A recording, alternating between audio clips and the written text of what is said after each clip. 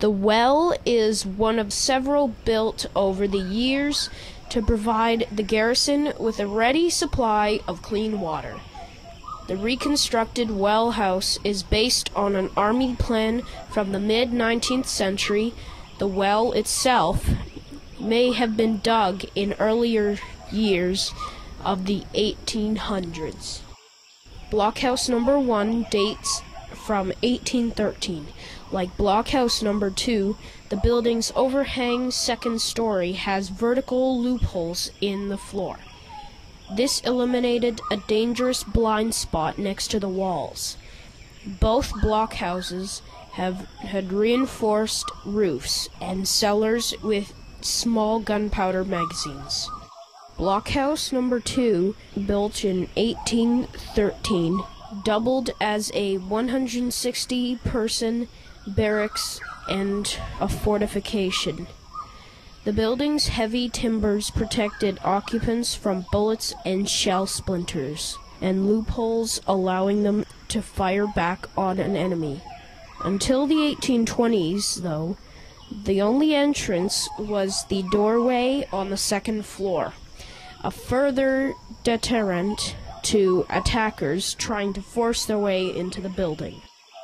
The Blue Barracks were built in 1814 as quarters for junior officers. The present building is a reconstruction, though it incorporates material from the original structure. The 1814 East Magazine was built in 1814 to store gunpowder. Its walls proved too weak to bear the massive weight of a vaulted, bomb-proof roof. So, the Army converted it into a storehouse in 1824, removing the roof and adding a second story.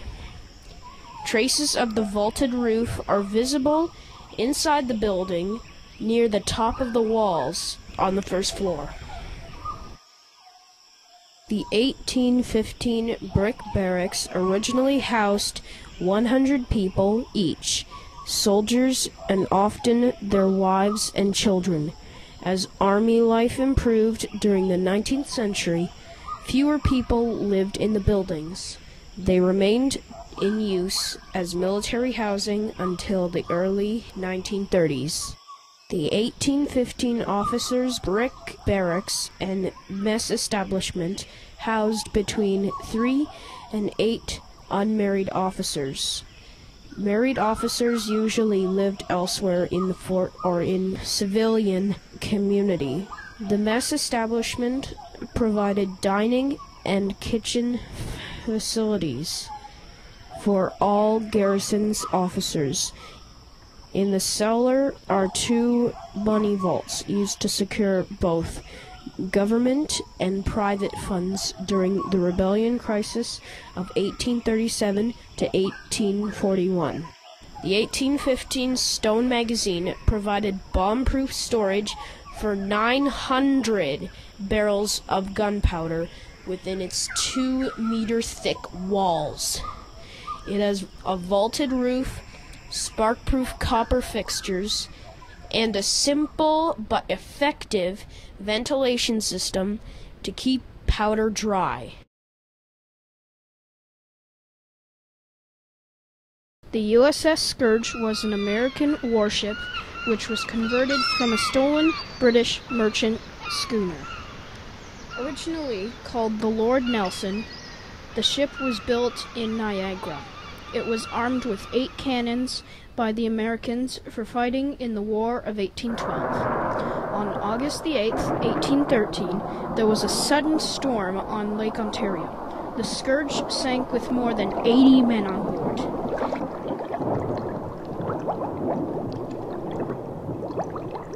The ship now lies in 88 meters of water. Some bones and skulls still remain with the schooner at the bottom of the lake.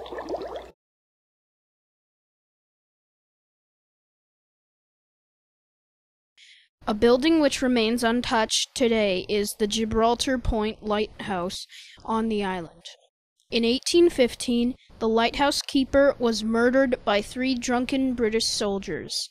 It was said they threw him from the top of the lighthouse and cut his body up into pieces, which were then buried around the island. Today, some claim the lighthouse is haunted.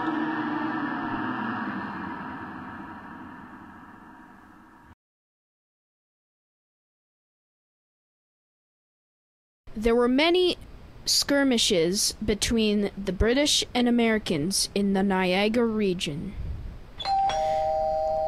In one occasion, American soldiers had demanded that Laura Secord and her husband feed and lodge them overnight on their farm.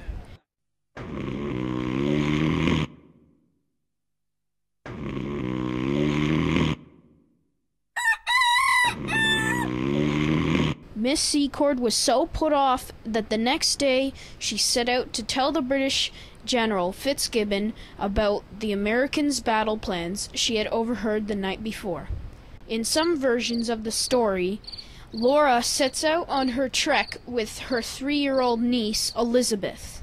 If you like Laura Secord chocolates, then you like Laura Secord pudding. Another version, she set out on her trek with a cow in tow.